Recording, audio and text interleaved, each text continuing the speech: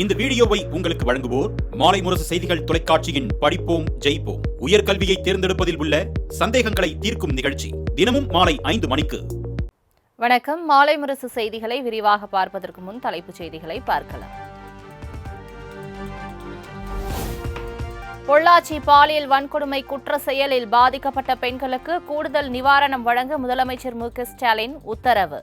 நீதிமன்றம் மொத்தம் 85 லட்சம் ரூபாய் நிவாரணத் தொகை வழங்க உத்தரவிட்ட நிலையில் ஒவ்வொருவருக்கும் தலா 25 லட்சம் வழங்கப்படும் என அறிவிப்பு.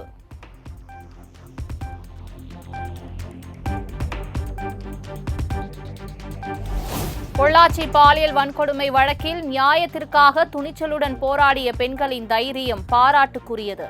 பாதிக்கப்பட்ட பெண்கள் தைரியமாக புகார் அளித்ததால் தான் குற்றவாளிகளுக்கு தண்டனை கிடைத்துள்ளது எனவும் முதலமைச்சர் மு.க.ஸ்டாலின் அறிக்கை.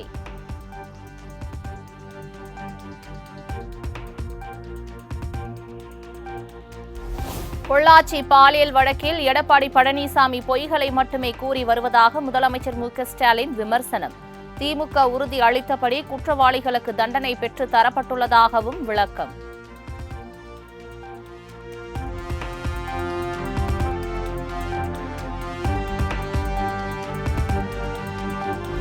கொடநாடு வழக்கில் குற்றவாளிகளுக்கு உரிய தண்டனை பெற்றுத் தரப்படும். உதகையில் செய்தியாளர்களை சந்தித்த முதலமைச்சர் மு.க.ஸ்டாலின் உறுதி.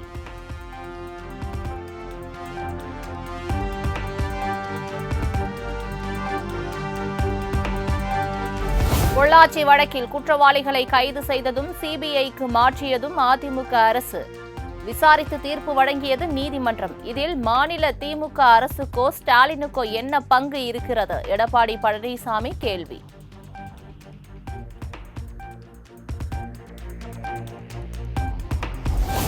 மாநிலத்தில் ஆட்சி மத்தியில் 39 எம்பிக்கள் வைத்தும் தன்னால் சாதிக்க முடியாததை அதிமுக செய்துவிட்டதே என்று முதலமைச்சருக்கு வயிற்றெரிச்சல் என இபிஎஸ் விளாசல்.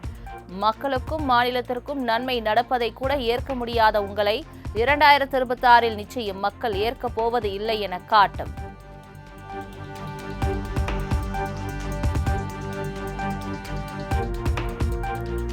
பொள்ளாச்சி வழக்கில் அதிமுகவினரை காப்பாற்ற முயற்சித்தார் எடப்பாடி பழனிசாமி. பச்சை பொய்கள் பேசுவதில் பழனிசாமிக்கு நிகர் பழனிசாமிதான் என்பதை தமிழக மக்கள் நன்கு அறிவர் என்றும் கனிம வளத்துறை அமைச்சர் ரகுபதி விமர்சனம்.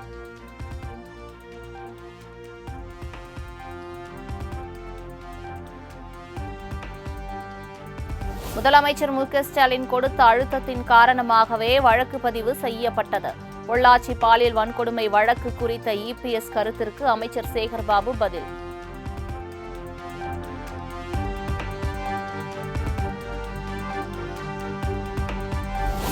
உதகை தாவரவியல் பூங்காவில் 127வது மலர் கண்காட்சி இன்று தொடங்கி வைக்கிறார் முதலமைச்சர் மு.க.ஸ்டாலின். பல வண்ண மலர்கள் பொருட்களை கொண்டு பல்வேறு வகையான அலங்காரங்களுடன் தயாரான நிலையில் மின்னொளியில் ஜொலித்த பொருட்காட்சி.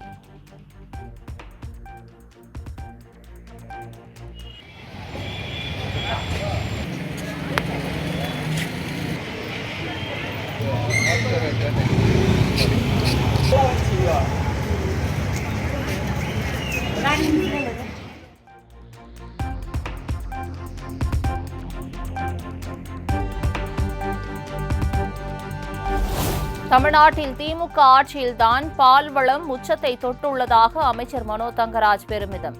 நாள் ஒன்றுக்கு 38 லட்சம் லிட்டர் பால் கொள்முதல் செய்வதால் இந்திய அளவில் ஆவின் முக்கியத்துவம் பெற்றுள்ளதாகவும் பேட்டி. அந்த ஸ்பாட் டெக்னாலஜிமெண்ட் என்கின்ற திட்டத்தை அறிமுகப்படுத்தி அதன் மூலமாக இந்த விவசாய பெருங்குடி மக்கள் தாங்கள் உற்பத்தி செய்கின்ற பாலுக்கு நியாயமான விலையை பெற்று வருகிறார்கள். யார் யாருக்கெல்லாம் கடன் உதவி தேவையோ அவர்களெல்லாம் கடன் உதவி பெறுகின்ற விதத்தில் பால்வளத்துறை முனைப்பாக அந்த பணிகளை மேற்கொள்ளும் என்பதை சொல்லியிருக்கின்றோம். அதே போன்று விவசாய பெருங்குடி மக்கள் இன்றைக்கு என்னுடைய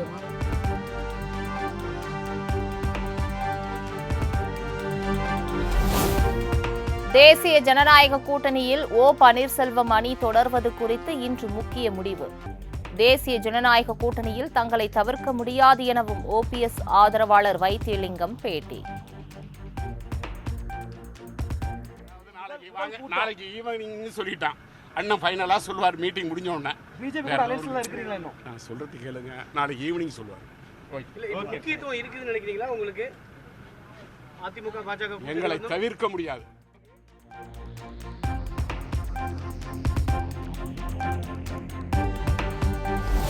ஆபரேஷன் சிந்தூர் தாக்குதலில் இந்தியாவின் வெற்றியை கொண்டாடும் வகையில் சென்னை புதுப்பேட்டையில் பாஜகவினர் பேரணி.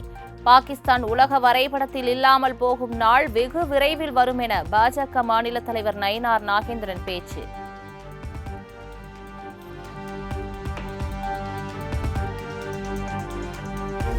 துணைவேந்தர்களை தேர்வு செய்யும் நடவடிக்கைகளை தமிழக அரசே மேற்கொள்வது தொடர்பான சட்டம் அரசிதழில் வெளியீடு. சென்னை அண்ணா பல்கலைக்கழக வேந்தர் கவர்னர் என்ற சொல்லை நீக்கிவிட்டு அந்த இடத்தில் அரசு என்று பெயர் சேர்க்க உத்தரவு.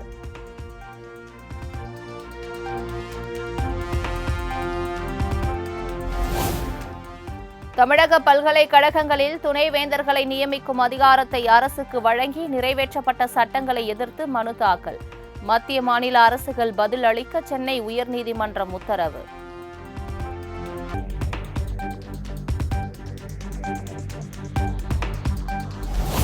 சென்னை சென்ட்ரல் சூலூர்பேட்டை கும்மிடிப்பூண்டி ரயில் நிலையம் இடையே மே 15, 17 ஆகிய 2 தேதிகளில் 19 புறநகர் மின்சார ரயில்கள் ரத்து.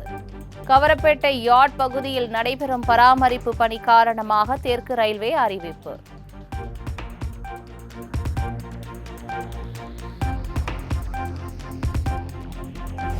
சென்னை சேப்பாக்கம் மைதானத்திற்கு மீண்டும் மின்னஞ்சல் மூலம் வெடிகுண்டு மிரட்டல் விடுக்கப்பட்டதால் பரபரப்பு.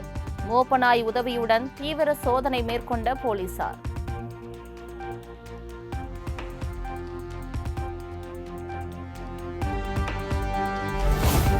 சென்னை மெட்ரோ 2ஆம் கட்ட திட்டத்தில் அயனாவரம் பெரம்பூர் இடையே 867 மீட்டர் சுரங்கம் தோண்டும் பணியை வெற்றிகரமாக முடித்த கல்வராயன் இயந்திரம் 32க்கும் மேற்பட்ட ஆழ்துளை கிணறுகளை கடந்து பொதுமக்களுக்கு எந்தவித பிரச்சனையும் இன்று முடித்துள்ளதாக மெட்ரோ நிர்வாகம் அறிவிப்பு.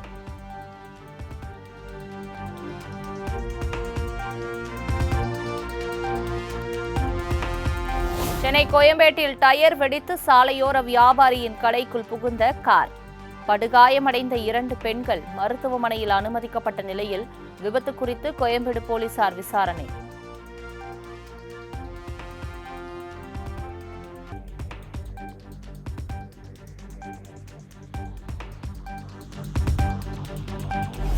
கோவை மாவட்டம் பொள்ளாச்சியில் மது போதையில் அரசு பேருந்தை இயக்கிய ஓட்டுநர். நடுவடையில் பேருந்தை நிறுத்தி மக்களுக்கு அச்சத்தை ஏற்படுத்திய ஓட்டுநரை இடைநீக்கம் செய்து போக்குவரத்து கழகம் நடவடிக்கை.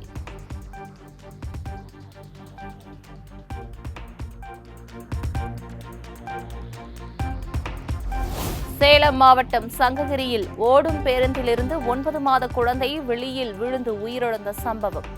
அரசு பேருந்தின் கதவு அடைக்கப்பட்டிருந்தால் குழந்தை உயிரிழக்க வாய்ப்பில்லை என பெற்றோர் புகார் அளித்த நிலையில் ஓட்டுநர் மற்றும் நடத்துனர் பணியிடை நீக்கம்.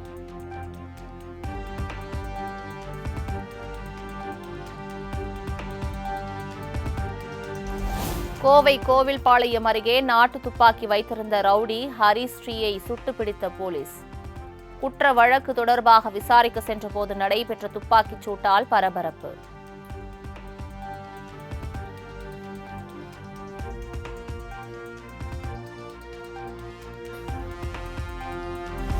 காஞ்சிபுரம் காமாட்சி அம்மன் கோவிலுக்குள் பக்தர்கள் செல்போன் கொண்டு செல்ல தடை. கோவில் வளாகத்தில் செல்போன்கள் உடைமைகள் வைக்கும் நவீன தானியங்கி லாக்கர் வசதி அறிமுகம் செய்துள்ளதாக கோயில் நிர்வாகம் அறிவிப்பு.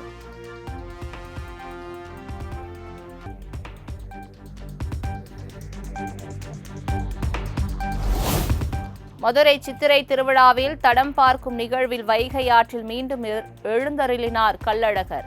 ராஜ அலங்காரத்தில் அனந்தராயர் பல்லக்கில் கள்ளழகரை தரிசித்து பக்தர்கள் பரவசம்.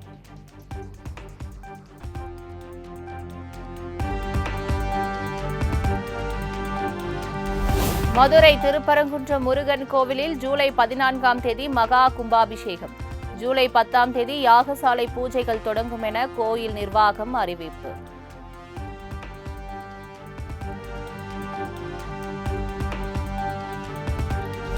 வைகாசி மாத பூஜைக்காக சபரிமலை ஐயப்பன் கோவில் நடை நேற்று மாலை 5 மணிக்கு திறக்கப்பட்டது. மாதாந்திர பூஜை வருகிற மே 19ஆம் தேதி வரை நடைபெறும் என தேவசம் போர்டு தகவல்.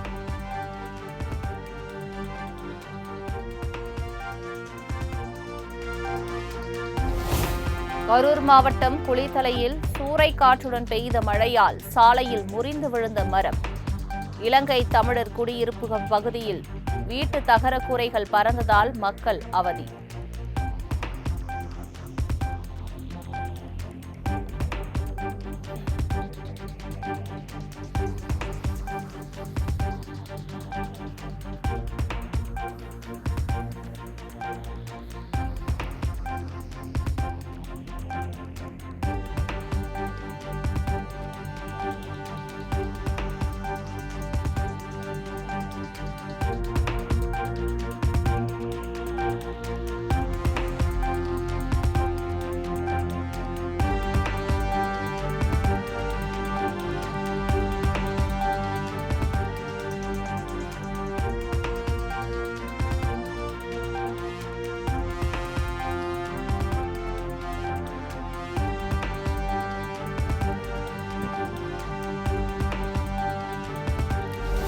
இந்திய சொத்துக்களுக்கு எந்த சேதமும் இல்லாமல் பாகிஸ்தான் மீது தாக்குதல் நடத்தப்பட்டது.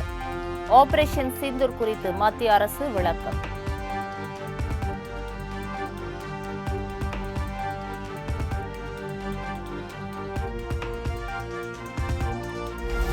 இந்தியா பாகிஸ்தான் எல்லை பகுதிகளில் உள்ள பள்ளிகள் இன்று முதல் மீண்டும் திறப்பு. இரு நாடுகளுக்கிடையே போர் பதற்றம் தணிந்த நிலையில் நடவடிக்கை.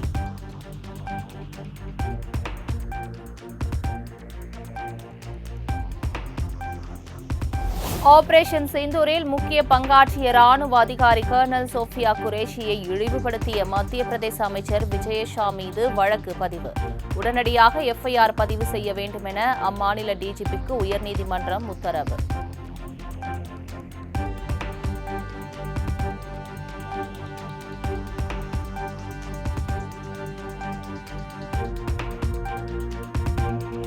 வக்ஃப் சட்ட திருத்தத்திற்கு எதிராக தொடரப்பட்ட உச்சநீதிமன்றத்தில் வழக்கு.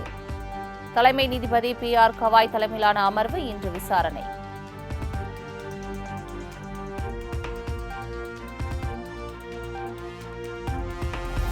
ஸ்ரீஹரிகோட்டாவில் 3985 கோடி மதிப்பீட்டில் 3வது ராக்கெட் ஏவுதளம்.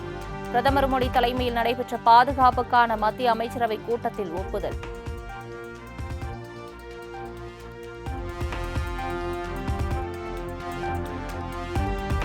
வரும் 18ஆம் தேதி ஸ்ரீஹரிகோட்டாவில் இருந்து விண்ணில் பாய்கிறது PSLV C-61 ராக்கெட். இந்தியாவின் வளர்ந்து வரும் பூமி கண்காணிப்பு பணியில் செயற்கைக்கோள்கள் ஈடுபட உள்ளதாக இஸ்ரோ தகவல்.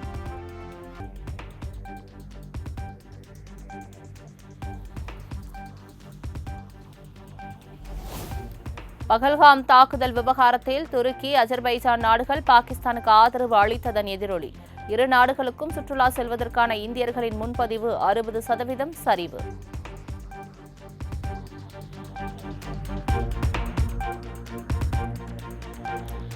சத்தீஸ்கர் மாநிலம் கர்ரேகுட்டா மலை பகுதியில் பதுங்கியிருந்த 31 நக்சலைடுகள் சுட்டுக் கொலை. பாதுகாப்பு படையினர் நடத்திய தேடுதல் வேட்டையில் நடவடிக்கை.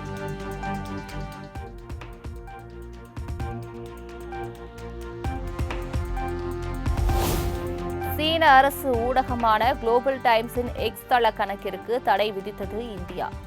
பாகிஸ்தானுக்கு எதிரான நடவடிக்கைகளில் இந்தியாவுக்கு எதிரான ஆதாரமற்ற தகவல்களை பரப்பிய புகாரில் அதிரடி நடவடிக்கை.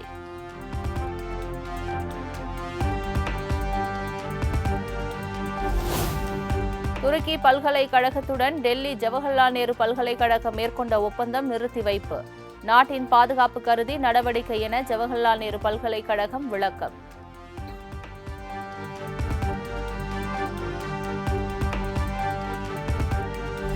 டெல்லியில் 5G சேவையை தொடங்கியது VI நிறுவனம். வரும் ஆகஸ்ட் மாதத்திற்குள் மேலும் 17 நகரங்களில் சேவையை விரிவுபடுத்த திட்டம்.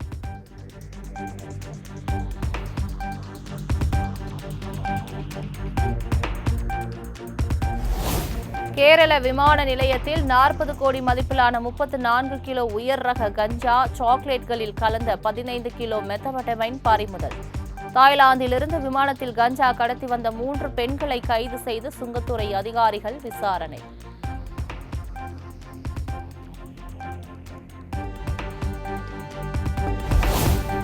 கனடா பிரதமர் மார்க் கார்னி தலைமையிலான அமைச்சரவையில் இடம்பெற்றார் இந்திய வம்சாவளியான அனிதா ஆனந்த். கோயம்புத்தூரை பூர்வீகமாக கொண்ட இவர் கனடா நாட்டின் வெளியுறவுத்துறை அமைச்சராக பொறுப்பேற்பு.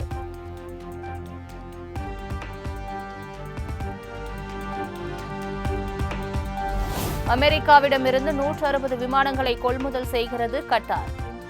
அதிபர் டிரம்ப் கத்தார் மன்னர் ஷேக் அகமது அல்தானி உடனான சந்திப்பின் போது ஒப்பந்தம் கையெழுத்து.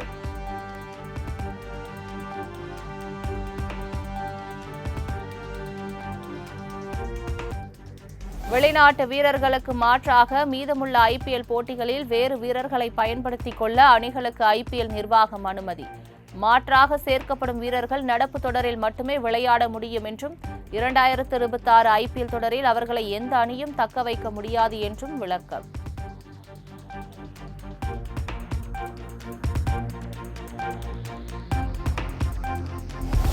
சர்வதேச T20 டெஸ்ட் கிரிக்கெட்டிலிருந்து ஓய்வு பெற்றாலும் விராட் கோலி, ரோஹித் சர்மாவின் A+ கிரேட் ஒப்பந்தம் தொடரும். இந்திய கிரிக்கெட் வாரிய செயலாளர் தேவஜித் சைகியா திட்டவட்டம்.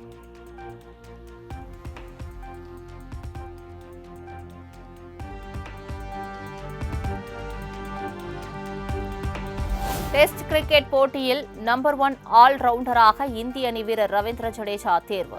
டெஸ்ட் கிரிக்கெட் வரலாற்றில் நீண்ட நாட்களாக நம்பர் 1 ஆல்ரவுண்டராக இருக்கும் வீரர் என்ற சாதனையை படைத்து அசத்தல்.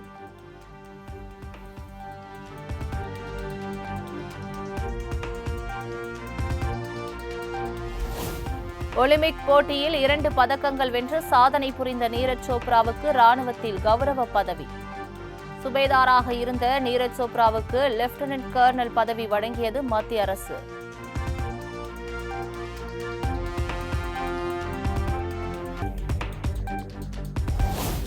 பாகிஸ்தான் ஆதரவு நாடான துருக்கியை படப்பிடிப்பு இடமாக தேர்வு செய்யக்கூடாது. இந்திய சினிமா தயாரிப்பாளர்களுக்கு மேற்கிந்திய திரைப்பட தொழிலாளர் சம்மேளனம் வலியுறுத்தல்.